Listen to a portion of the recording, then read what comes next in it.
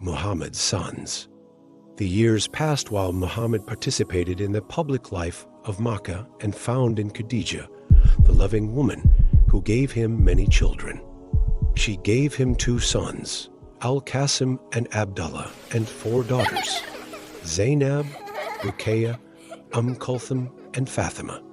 Hardly anything is known of Al-Qasim and Abdullah, except that they died before the coming of Islam, while still infants. Undoubtedly, their loss caused their parents great grief and affected them deeply. Certainly, Muhammad must have shared Khadijah's grief and unhappiness. It is not difficult for us to imagine the depth of their tragedy in an age when daughters used to be buried alive and male descendants were sought after as the substance of life itself, indeed more. Sufficient proof of this grief is the fact that Muhammad could not last long without a male heir. When he saw Zayd ibn Haritha offered for sale, he asked Khadijah to buy him. No sooner was the new slave bought than Muhammad manumitted and adopted him as a son. He was called Zayd ibn Muhammad, lived under his protection, and became one of his best followers and companions.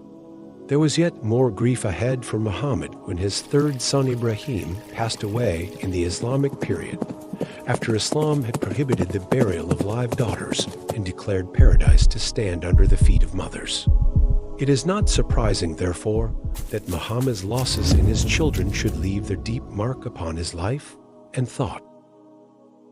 Muhammad's daughters. Muhammad took care to marry his daughters 2 good husbands. He married Zainab, the eldest, to Abu al-As ibn al-Rabi ibn Abd Shams, whose mother was Khadijah's sister, and who was an upright and successful citizen. This marriage proved a happy one, despite the separation of the 2, following Zainab's emigration to Medina after Islam.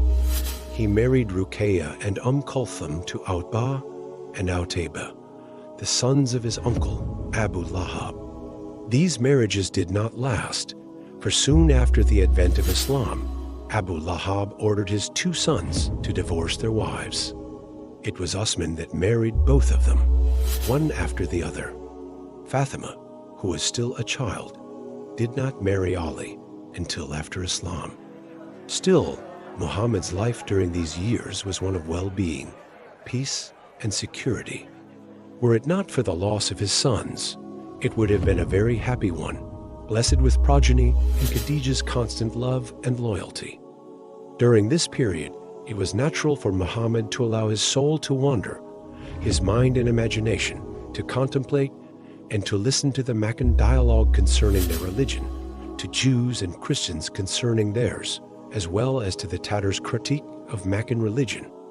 He could afford to give these problems his time and energy, and to concern himself with them far more than could his compatriots. Endowed with such penetrating insight and prepared for conveying the divine message to mankind and ready for guiding their spiritual life to the true path, Muhammad could not enjoy his peace and security while men sank in misguidance and untruth. It was necessary for such a soul as he had to seek the truth perennially and everywhere, for only by such seeking and soul-searching would it receive that which God was about to reveal. Despite this keen and noble obsession with the spiritual, this natural impulsion to religion, Muhammad never sought to become a priest nor a wise counselor, such as Waraka ibn Nawfal and others were, to whom men ran for advice. Rather, he sought first to convince himself of the truth, not to pass it on to others. Consequently, he spent long intervals alone, completely absorbed in his thoughts and meditation, and hardly ever given to communicating his ideas to anyone.